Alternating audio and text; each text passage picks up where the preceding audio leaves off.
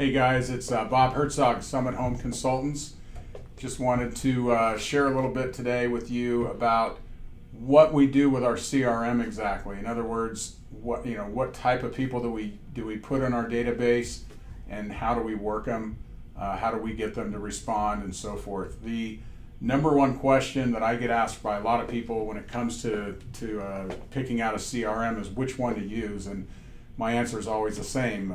Use whichever one that you're actually going to use.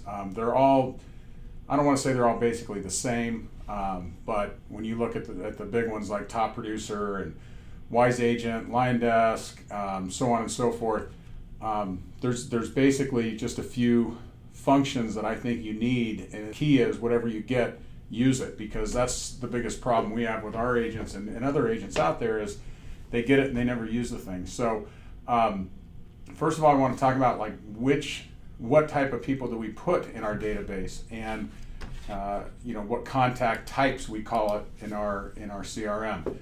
We do not put buyer leads in our database. We save our database for past clients, friends, family, anyone that we currently have listed. We call it a listed seller or listed buyer, a buyer we have under a buyer broker agreement that we feel very confident we're going to close. And obviously past clients, friends and family. Okay, so we've got those nailed down.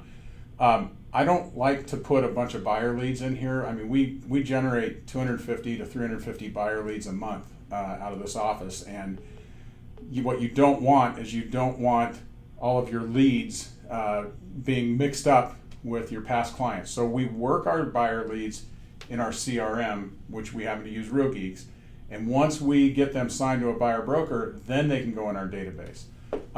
The other thing is, the biggest thing is, what do you send them? We do not believe in or use a drip campaign set up for the next 2.5 years, especially for our past clients. Consumers have gotten pretty dialed in, and they know what a drip campaign is and what something that's written from the heart is. And we rely heavily on our phone. We try to make contact with our database, past clients especially, every 3 to 4 months, just to see how things are going and so forth, which takes me to the next question. What are we calling? What are we asking about? What are we talking about? What's the reason for our call?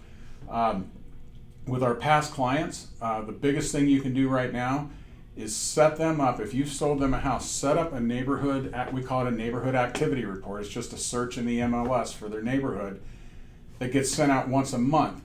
And they can then look at that, see what's going on in their neighborhood, and when it is time to sell, or one of their friends or family, it's time for them to sell, they'll forward that email on to them and say, this is who you need to call.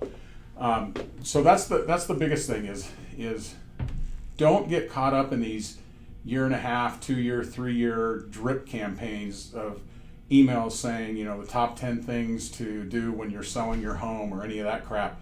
What we found is we've done that in the past, and all it does is get you unsubscribed. All people want from you is houses. They want to see what's going on in their neighborhood. So send those out, and before you set them up on the search, there's another reason to call them. Call them and say, hey, I've got this great new tool that we're using. It keeps you posted on what's going on in your neighborhood. You'll get it once a month. You can unsubscribe at any time. Now you have a reason to call them a month later when they've received it to make sure they've received it, and if there's any changes you need to make. So anyway, I'm trying to squeeze 2 hours worth of material into 4 minutes here. So if you have any questions on how we set up our database, or how we use it, people we contact, and our messages that we use, our scripts, so to speak, give me a call anytime. So anyway, I hope this was helpful, and have a good one.